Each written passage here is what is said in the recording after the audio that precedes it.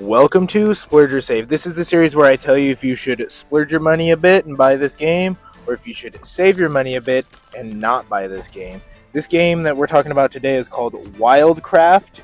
It is on Game Pass, so some people might not even have to splurge their money. It could just be your time. It's also on mobile, Steam, PlayStation, and I think even Switch. And this game, I'm so excited to talk about this game, just so everyone's aware. I don't really understand the story behind it. Normally I would do the story part after this. I don't really get the story, if there really is a story to this game. Basically, you're going through and doing these fights, and that's basically it. And I think it's just one of those games you just kind of continuously repeat and play. I don't really think there's too much story or lore-wise to it. There might be. I'm sure there is somewhere online, but based off of what I've played so far, there's really not much story to it at all, which is fine. Like, for a game like this, that's completely fine. So we're kind of going to go over some pros and cons here, and then we'll do the ratings at the end. I'll give you my thoughts on the game and all that stuff towards the end. We're going to start with cons. Let's just get right into it here. So my first con is that this game kind of just throws you right in there and you're lost. You have no idea what the hell is going on. Like, yeah, there's a tutorial, but it doesn't explain, like, it explains what to do, like a tutorial should, but it's confusing enough that you're still lost afterwards. But once you get it, it is a blast. But until that point, you are just so lost that this is like an immediate turnoff for some people that play these kinds of games. Like, this is just like a nope, I'm done. Because you're confused right off the bat. You have no clue what's going on. They just throw you into a game and they're kind of explaining it to you as you go. And then they force you to do some things that I wish that they wouldn't, because I don't want to do these things. It's just, you just get lost. That's the first con.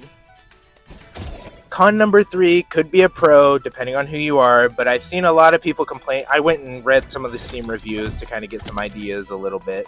And one of them, like a lot of them, seem to agree with this take here. The game is way too hard for what it is. I know that another game that's very similar to this is Slay the Spire. They're literally like not the exact same game, but the exact same game style and the way you play it.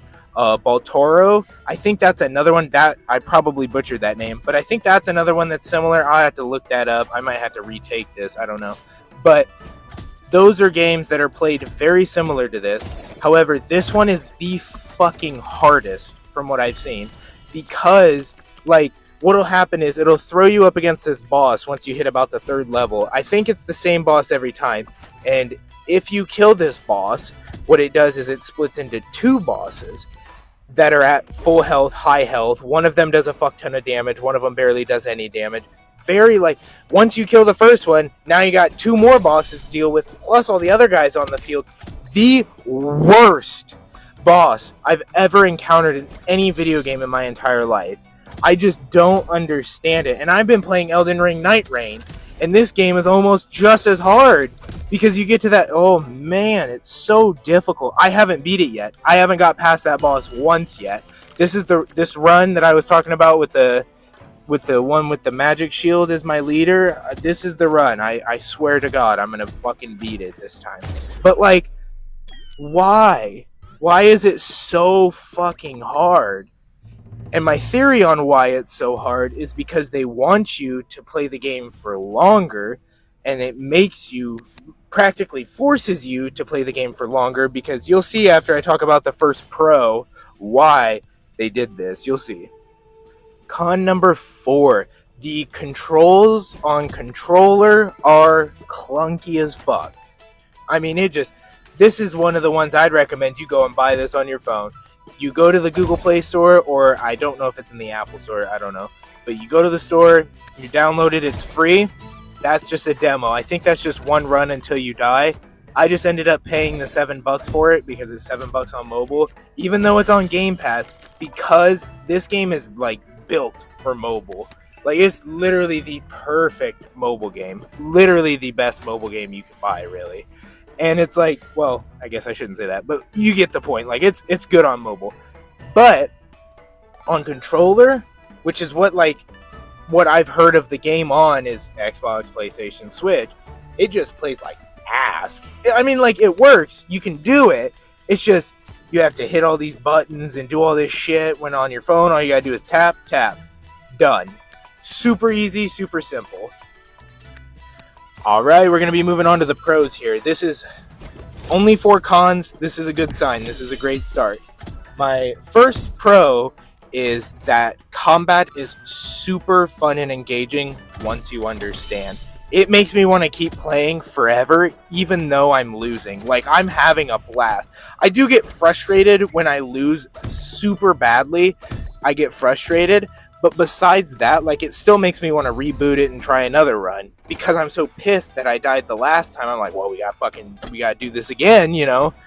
And that's why I think that they made the game so hard, is to keep you engaged, because I feel like they knew that their system and the way you attack and stuff was engaging enough. But if they make it too easy, you're just gonna fly through this game. But I think they upped the difficulty 1 level too hard. They need to bring it down just a little. Or, better yet, make it so I can pick the difficulty. That would make it even better, because then I get to experience it however I want. If I play it the first time, think it's too easy, I can come back through, do it again. Anyways, we're not on cons anymore, we're on pros. The game is super fun. It's super fun to just play. And that's all you really need for most games this day and age. It's like, just make it fun. That's what this is. Pro number 2. There are like the perfect number of effects. Some games like to throw in all these different effects, all these different things that you can do. This game has the perfect number. I don't know the exact number, but it's like spot on. It's perfect. Which makes this game even better, in my opinion. It is like the perfect amount. Not too many that it's too difficult to understand. Some of them I don't get and I don't see the purpose of, but other ones I like completely understand. But like, I know what they do. It's easy to find out what they do. If you find something that has that effect, tap it and it literally just tells you. Perfect. Super simple, super easy. I love, like, just enough that it's not too confusing. So I know that no one ever likes when I do this, but I'm going to say that pro number 3 is just the whole rest of the game. It plays smoothly. I mean, just everything about this game is great.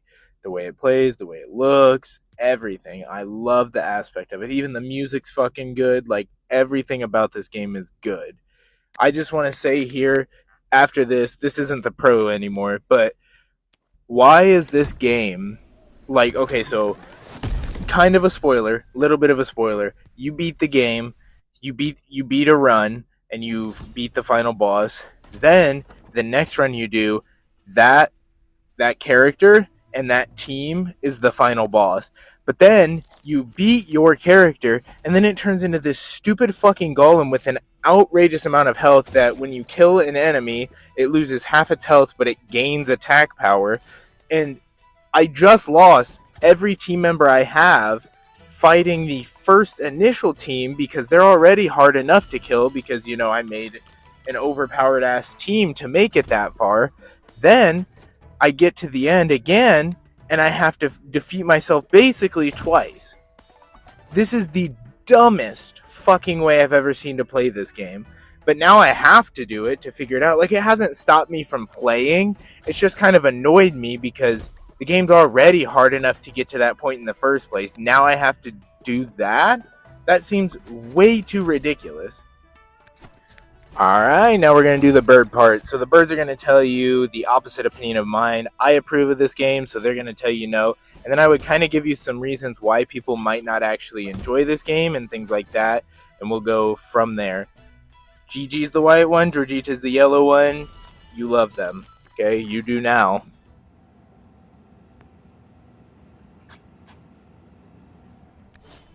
Alright, so why would some people not enjoy this game? I think the biggest reason would be it is way too fucking hard. This is my first, like, card battler I've ever played, and I didn't realize how much I enjoyed this type of game until I played this. Like, I love this. I'm gonna play all of them now. But after playing this, like, this game is fucking hard. And then it just gets harder. And it's ridiculous because, like, It's already, I don't get it. It is just a super hard fucking game. I think another reason you might not like it is because you're not into these card battlers. They are a little confusing to understand at first, but you will eventually get used to it as you play. And I think that for a lot of people, this is the kind of game that like you would play on your phone. But one thing that mobile gaming is known for is free games, and this game costing money is going to turn some people away because some people don't like to spend money. Like, people don't like to spend money on games on their phone for some reason, but they'll go out and they'll buy a $70 game for their Switch. So it's a very niche kind of topic to get into, but like this game plays so much better on mobile than it does on console. The console controls just make everything feel slower. As you're kind of watching me play this as I talk, you'll kind of see that I struggle a bit to remember what fucking button does what. When you're playing in handheld or on your phone, you just tap and then tap where you want it to go. So much easier to understand. So much easier. So I think that's another reason that someone might not enjoy it. You know, it costs money and it's on your phone. Some people just don't like that. Time for the ratings. So I added the new one. We're just going to go through. Single player, 5 out of 5. Love this game. One of the best games I've played in recent memory. 5 out of 5. Multiplayer doesn't exist. We're not doing that. Pricing. I think the pricing on mobile is a 5 out of 5. I think that the pricing on Steam is a 3 out of 5. I don't know if I'd spend $25 on a game like this without really much of a story, and like, this is a game that could keep you hooked for hours, or a game that you might play for an hour and then be like, yeah, not for me. So I think that 25 is a bit much, but I think on mobile for $7, perfect price. That's perfect. That's right where you would want it to be. Then I think that the end game is probably like a, I don't know, I haven't like beat it yet, but I'd assume it's like a 3 out of 5. You just keep playing the same game. So that's one of the highest end games around that we've kind of got. Replayability, I'm also going to give like a 4 out of 5. It's the same game, but once you've like kind of beat everything, I think you'll hit that point where you're like, okay, we're kind of done here. But it's still going to be the same exact game every time. Mini games, there are none.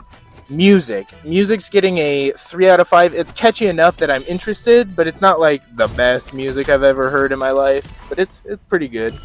Definitely a 3 there.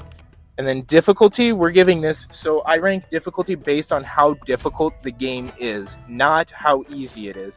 This is a 5 out of 5. This game is ridiculously hard for this kind of game too. I've seen like people on Steam that like love these kinds of games and they played all the other ones like Slay the Spire and all those other ones. They said that this game is too hard for what kind of game it is. So if they're saying that, then it's definitely gotta be. And then how fun is it? How fun is this game?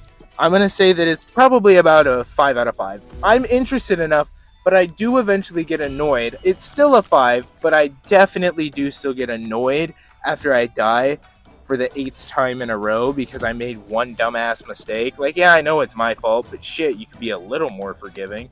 Like, I just accidentally released too soon and it killed my teammate. I'm sorry. And then the smoothness. This is the new rating. The smoothness is going to be how smooth is the game to play. Does it function smoothly? Are there jitters, bugs, that kind of thing? For this, I'm giving this a 5 out of 5. I haven't noticed literally anything about it. If you look up the mobile app on your phone, it's going to have kind of bad reviews. At least on the Google Play Store it did, because people were saying that it was having some overheating issues. But mine hasn't done that yet, so I've been fine. There's been no stutters, no nothing, which is fantastic on mobile or on console. The load times aren't even that bad. It's pretty fucking good. Definitely one that I love. I love this game. You'll kind of hear my thoughts, later on, as always. Time for my thoughts. I think that this is one of the better games I've played in a long time, which is kind of sad to say if I'm being completely honest. Obviously, I'm in love with Elden Ring Night Rain. I love that game. But recent memory, I've had Kingdom Come Deliverance 2, Repo, Elden Ring Night Rain. And those are the 3 games that I can think of that I have played recently that I like. And then this game. And this game hits a different kind of niche for me where, like, I can play this on my phone. I can literally play it anywhere. It's an offline game, too. That is perfect.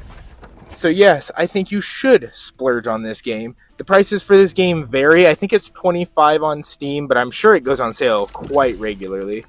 And it is $7 on your phone. It's on Game Pass, which is awesome. I think it's also $25 on the Switch and on PlayStation. I didn't confirm those though. But Steam's $25, Xbox Game Pass, on your phone it's $7. So they think that the phone's the optimal way to play it too. That's why they priced it the best. So if I was you, I'd just go buy this game on your phone. I think you should indeed splurge and buy this one. This is fantastic, especially if you're into this card battler type of game. Like if you're really into that, especially go buy this on your phone. Alright, I just want to take this time to thank everyone for watching, and I hope you guys enjoyed this video. I'm going to kind of change some things up in the next video I do, and thank you guys for watching, and I really hope that you guys enjoyed this. And please come back.